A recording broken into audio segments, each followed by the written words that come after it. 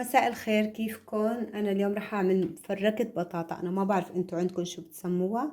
كتير ناس بعتت لي إنه عم بتقول على أسماء الطبخات غير الأسماء اللي بقولها أنا. أكيد بتختلف الأسماء بس هي النتيجة واحدة.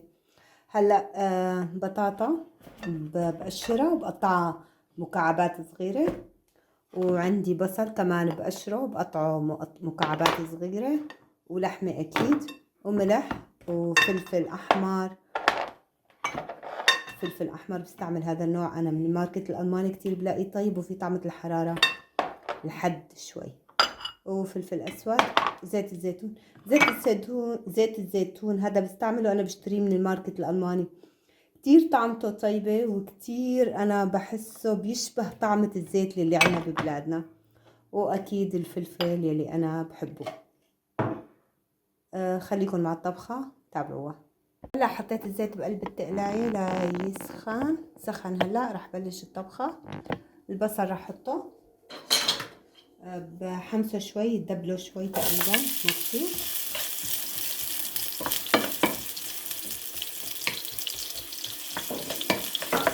خفف الحرارة عليه شوي لأنه أنا ما بدي إياه يحترق أو يحمر، أنا بدي إياه يدبل.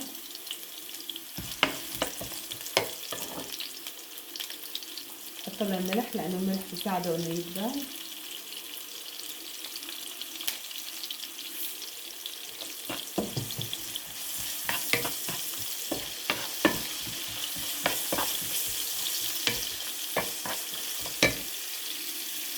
هلا بحركه شوي بعد ما حطيته ليدبل مع البصل شوي، مو كتير.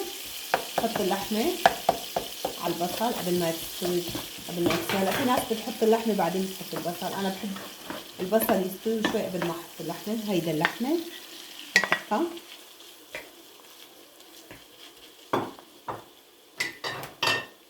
هلا أنا عشان اللحمة بستعمل هاي، في ناس بتستعملها للبطاطا، أنا بستعملها للحمة لأني بحب قطع اللحمة تكون مفرفدة، وبحبها تكون لازقة ببعضها.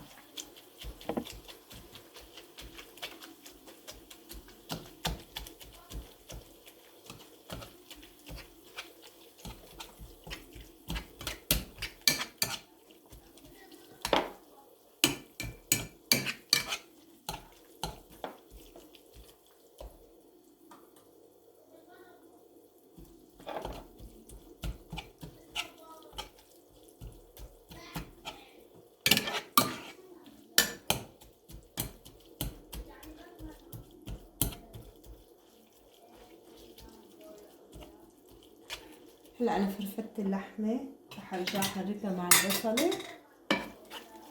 حاطة الملح تقريبا بكفي. طبعا الملح حسب كل إنسان، حسب كيف بحب الأكل. أنا ما بحب كتر ملح بالأكل عشان الأولاد، لأن أولادي صغار بخاف عليهم يصيبهم شي من الملح إذا كان الأكل كتير مالح.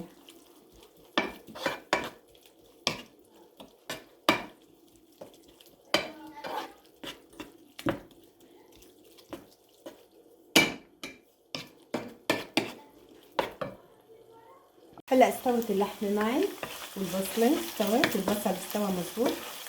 هلا رح احط البطاطا انا مقشرتها قبل بوقت، ومقطعتها هيك مكعبات صغيرة وغسلتها. هي الطبخة كتير سهلة، اسمها مفركة البطاطا، نحنا بنقلها عنا بسوريا. بتذكرنا اكيد هالاكلة بامهاتنا واكل امهاتنا، اللي اكيد ما بننساه، وبنحب دائما نطعم اولادنا منه، يذكرهم بهذاك الاكل. هلا انه اولادي بشكل عام لما بدهم ياكلوا اكله يعني بحبوها او قديمه شوي، بيقولوا لي ماما اطبخي لنا طبخات التيتي. هلا رح احط لها فلفل احمر،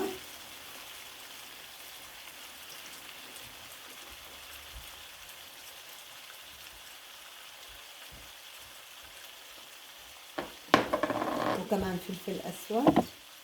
هلا كيفكم، اذا بتحبوا تحطوا هيك اشياء حطوا، اذا ما بتحبوا لا تحطوا.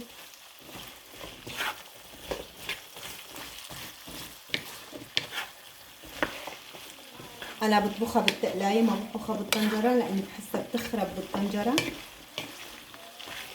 فهي بالتقلايه بتطلع اطيب، يعني طعمتها بتطلع اطيب.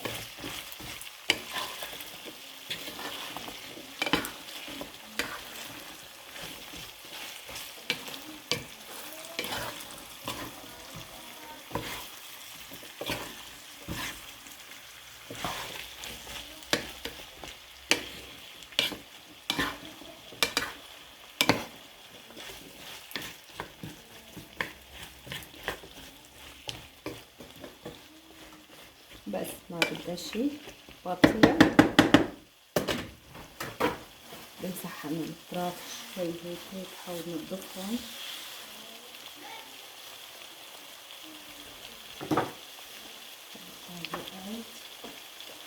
بغطيها وبتركها تقريبا 10 دقايق ربع ساعة حسب ما بدها لتستوي. خلصت.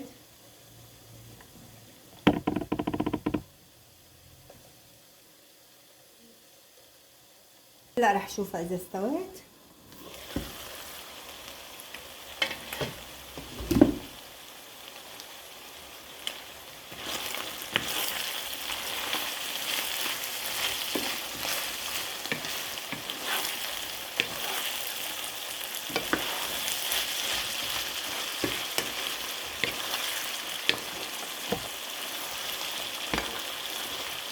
انا ما ضفت لها ولا نقطة مي لانه البصل واللحمة بتعطيها هيك شوية مي، والبطاطا هسه بتطلع شوية مي كمان. هلا استوت معاي. فلفل،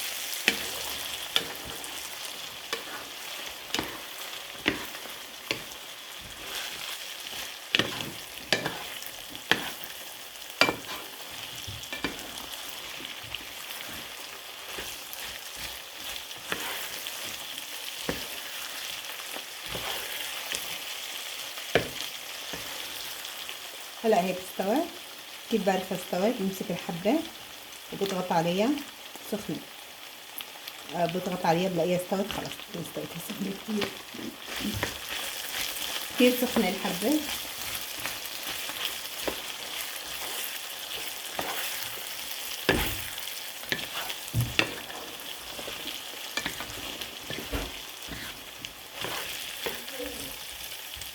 هلا كيف بعرفها استوت؟ بمسك حبة بطاطا عليها هيك بلاقيها استوت كتير سخنة. خلص استوت. رح شيلها. طبعا من اطيب الطبخات من فركة البطاطا، الطبخات القديمة، وهي طبخة كتير طيبة وكتير سهلة، وبتذكرنا اكيد باكل امهاتنا، الاكل اللي كنا نحبه ونحن صغار. كتير كتير كنا نحبه كلياتنا، يعني عشنا طفولة مع اهالينا وهن يطعمونا بايديهم، امهاتنا طعمينا بايديها. كتير حلو. الله يخلي امهاتكم. فركة البطاطا خلصت. طبعا مثل ما قلت لكم اكله كتير كتير طيبه وكتير كتير سهله، وانا بتذكرني انا بماما، الله يطول عمرها. الله يخلي امهاتكم، ومع السلامه. شو بتسموها عندكم؟